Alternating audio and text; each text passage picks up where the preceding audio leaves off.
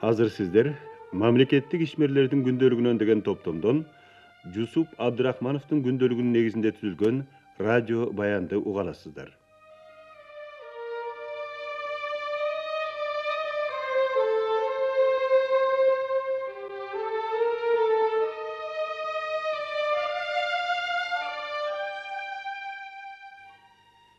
29 декабрь 1930 жыл. Базаркоргон пактачылык боюнча түштүктөгү ири райондордун бири. Райондо улуттук маселе чаташып кеткен. Басмачылар жигиттерди дайыма ушул райондон алчу. Ушунун баары бул районго өзгөчө көңүл бурууну талап кылат. Бирок иш жүзүндө андай эмес. Партиялык кызматкерлер комсомолдордон турат. Комсомолдор жакшы дечи, бирок алардын тажрыйбасынын аздыгы, комсомолчо иштегендери жаман. Аларды иштин маңызы эмес, сырткы көрсөтмөлүүлүгү көбүрөөк кызыктырат. Советтик жетекчилер эт менен челдин ортосунда. Мүмкүн алардан келечекте жакшы кызматкерлер чыгар, бирок азыр деңгээли төмөн. Аларды кимдер менен алмаштырыш керек? Адам жокпу? Биз кадрларды даярдаган жокпуз. Биз деген сөз өтө эле көтөрүңкү болсо керек. Буга биздин кулчулук өткөнүбүз жана бүгүнкү көз карандылыгыбыз күнөөлүү.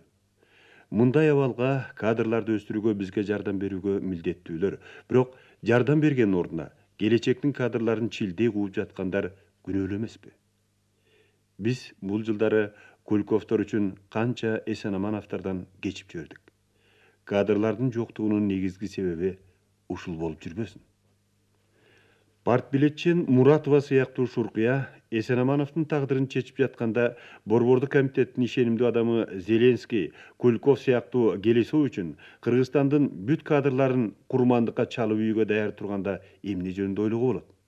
Ооба, ойлоно турган иштер көп. Кеңешме өткөрдүм. Кеңешмеде эмне байкалды? Райондук уюмдардын экономиканы таптакыр билбегендиги. Рай Агропром сoko эмне экенин билбейт. Райондук жер иштетүүчүлөр канча сугат, канча кайрак жер бар экенинен кабары жок. Пакта боюнча мыкчагерлер пакта талаасы дагы канчага көбөйөрүн билишпейт. Райплан айрым уюмдардын иш-чараларын борборлоштуруу керектигин ойлоп да койбойт. Кыскасы, эч ким эч нерсе билбейт. Кимди күнөөлөш керек? Кыштактан кыштак кыдырып, түтүнмө түтүн пакт издейбиз. Пактачылыктын өсүшүн жетекчилик алууга кудурет жетпейт. Анан ушундай кадрлар менен алыс барабызбы? Көпүрө башы колхозунда болдум. Алдыңкы колхоздагы деп эсептелет. Бирок булар дагы пактачылык боюнча планды толтурушкан эмес. Колхозчулар жетекчилик начар, эч жардам жок деп даттанышат. Кедейлер тобу уюшулган эмес. Кедейчилик менен иштөө жок. Дыйкандарга кысым көрсөтүүнүн жолу бийликти пайдалануу болуп калган. Ушундай иштердин негизинде өзүбүзгө өзүбүз оргосуп жаткан жокпузбу? Район пакта деп аталган жумшак алтын берет. Бирок райондун эли жарды, болгондо дагы итке минген жарды. Чайкана мейманкананын милдетин аткарат. Ушул мейманканага мени дагы орноштурушту. Тозоктой суу экен. Алар от жагышты.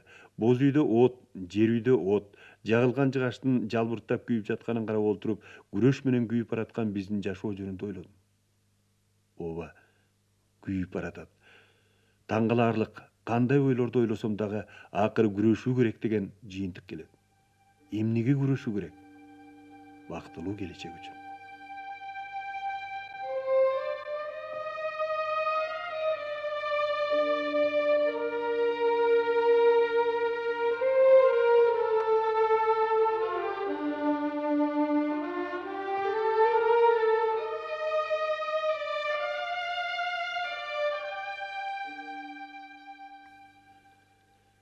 Отузунчу декабрь.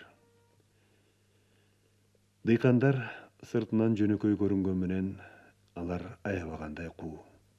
Бүгүн бир дыйкан айылдарында байлар бар экенин караманча танып туруп алды. Мен алардын айылындагы эки байдын атын айтып, алар кимдер деп сурасам, алар деген алар деп койду, кебелбей. Бир кыргызды кепке тарта албай койдум. Өзбекче сүйлөйт экен. Бир бүтүн Кыргызстан жок. Мейли бузулуп калган кыргыздын тилинде сүйлөбөсө дагы адамча жашашса болот эле. Бул абдан маанилүү. Кайсыл бир философ бардыгын убактылуу алдоого, айрымдарын түбөлүк алдоого болот, бирок баарын түбөлүк алдоого мүмкүн эмес деген экен. Биз дагы дыйкандарды дайым эле алдоого жол берүүгө болбойт.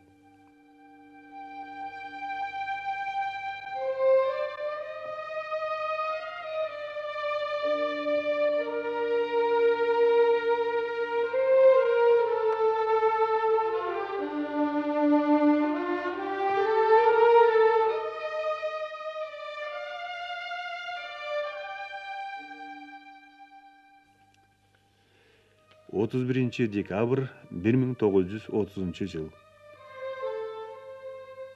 1930 жылдын акыркы күнү.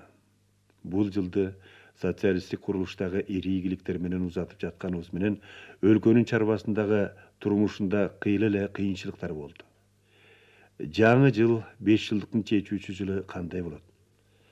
Эгер жаңы жылды өткөн жылдагыдай оор кырдаал коштоп келсе, саясий турмушта татаалдыктар болуп кетпес бекен?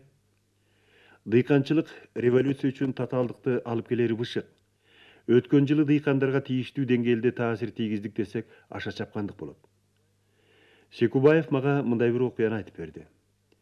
Өзбекстандын Избаскент районунун кызматкерлери дыйкандарды кардын астында калган пактаны терүүгө мажбурлаптыр. 1,5 сааттан кийин дыйкандар кандай бийликтин тушунда болсо дагы биз эмес, биздин ата бабабыз да мындай кыйноону көргөн эмес. Мансапкорлордун бийлиги гана бизди суук тийип өлүүгө түртүп жатат деп иштөөдөн баш тартыптыр. Азырына азчылыктын гана айтып жатканына шүгүр. Эгер көпчүлүк ушинтип айтса, эмне болот?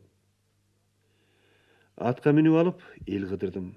Ал жака Зеленский дагы келди.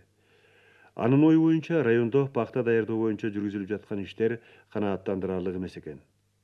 Аша чаап жаткан жокпу?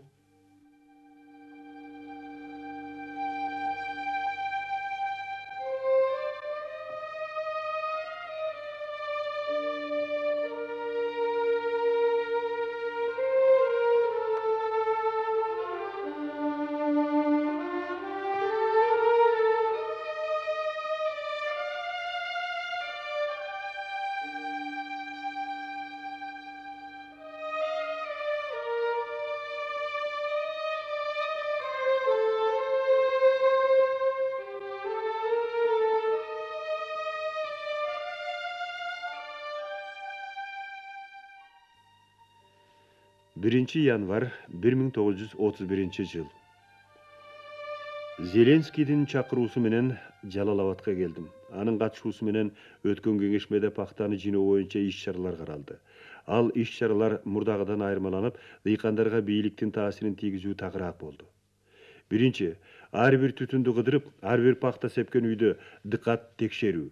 Экинчи, контракттык милдеттемелерин аткарган айрым чарбаларга кошумча тапшырмаларды берүү. Үчүнчү, бай кулак чарбаларына ГПУ органдары аркылуу түтүнмө түтүн тинтүү жүргүзүү. Төртүнчү, майда соодагерлерге пакта тапшыруу боюнча туруктуу тапшырмаларды берүү. Бешинчи, пакта тапшыруунун планын аткарбаган колхозчуларга келишимдин негизинде доо коюу. Алтынчы, тапшырманы аткарбаган өндүрүштүк топтордун башкаруучуларын сот жообуна чейин тартуу. Жетинчи, пактанын планын аткарган бай кулак чарбаларга кошумча туруктуу тапшырмаларды берүү. 8. 1 январга чейин талаада калган пактаны ээсиз деп эсептөө. 9. Пакта талаасына кирген малды мамлекеттин эсебине алуу жана мындай кайдыгерликке жол берген айылдык советтерди сот жообуна тартуу. 10. Өзбек үй-бүлөлөрүнөн товар алмашуу жолу менен пакта кабыл алууну уюштуруу. Жана башка, жана башка. Бул иш-чаралардын баары айрым жыйынтыктарды берет, бирок абалды жеңилдете албайт. Баары бир план аткарылбайт. Бирок дыйкандар менен мамилени бузуп алышыбыз мүмкүн. Кеңешмеге катышуучуларды таң калтырып, мен бул жөнүндө Зеленскийге ачык айттым. Мен өз сөзүмдү мындайча негиздедим. Бизде ишти уюштургандан көрө башкалык кылганды жакшы көрүшөт. Орто кедейлер тобу иш алып барууга катышпайт. Айрымдар элге бюрократтык кысым жасоо жолу менен пакта тапшырмасын аткарткылар келет. Иштин алдыга жылбай жатканынын себептеринин бири ушул. Экинчи себеп пактанын толук себилбей калышы. Үчүнчү, пактанын түшүмдүүлүгүнүн көп чарбаларда өтө төмөндөп кетиши. Катышып отургандардын көпчүлүгү пакта планынын аткарылбай тургандыгын сонун эле билишет. Бирок айтуудан коркушат. Анткени оппортунисттик көз карашта деп күнөөлөшү мүмкүн. Мен өзүн өлкөнү алдоону оппортунисттиктен дагы өткөн күнөө деп эсептейм. Жан эриткен калыптан көрө жан күйгүзгөн чындык жакшы. Пландын 100% аткарылышын күтүүгө негиз жок. Зеленский бул чындыкты ызалуу кабыл алды. Олтургандар уюңгатпай бирде мени, бирде Зеленскийди карашат. Зеленский менен эсен жөнүндө сүйлөштүм. Катуу айттым окшойт. Мындайча айтсам керек эле. Кадрларды өстүрбөйбүз, болгонун жок кылып жатабыз. Эсендин күнөөсү Кульковдукунан дагы көп беле? Эмне үчүн Кульковдуку баары кечирилет? А эсенди сөзсүз эле жооптуу кызматтан алыш керек? Бул жерде улуу орустук шовинизм болуп жаткан жокпу? Кээ бирөөлөр эсенди күнөөлөө менен Кульковду актагысы келип жаткан жокпу?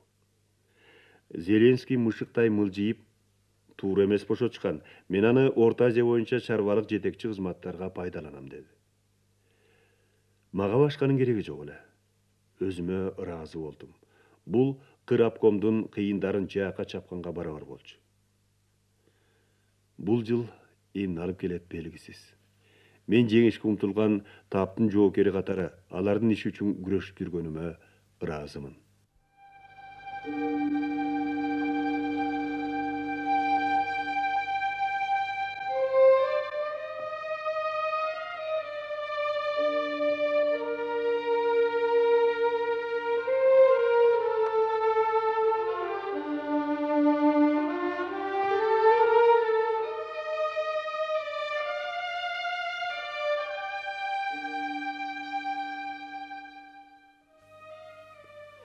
Экинчи январь 1931 жыл, Ош.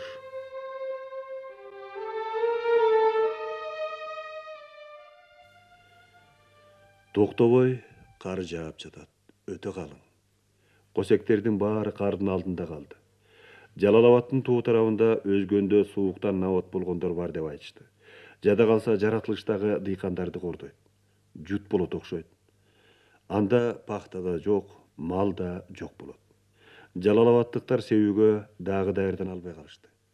Жер аянтын туура эмес эсептеп барышыптыр. Мен бул кемчиликтерди байкап, докладчыдан ушул туурабы деп сураганымда, ал тартынбай эле туура деди. Карман албай Россиядагы эң кеңири тараган сөздөрдү айтып жибердим.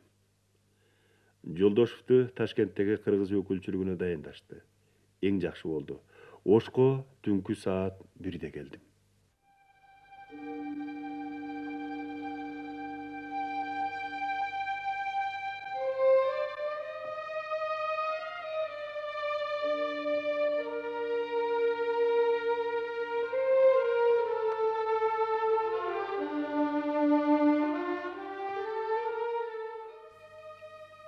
Üçüncü январь 1931 жыл.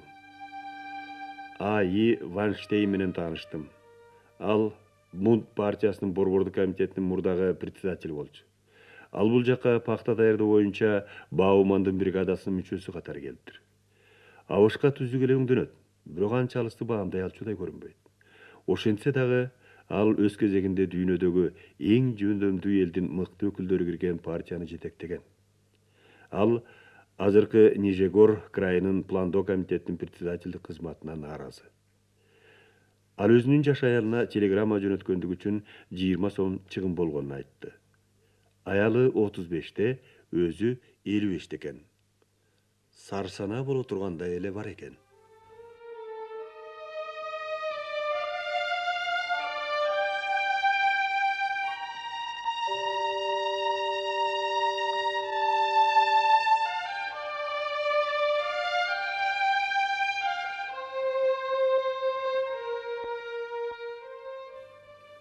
Сиздер мамлекеттик ишмерлердин күндөлүгүнөн деген топтомдон Жусуп Абдырахмановдун күндөлүгү боюнча түзүлгөн радио баян уктуңуздар. Окуган Бактыбек Мамытов. Саламатта болуңуздар.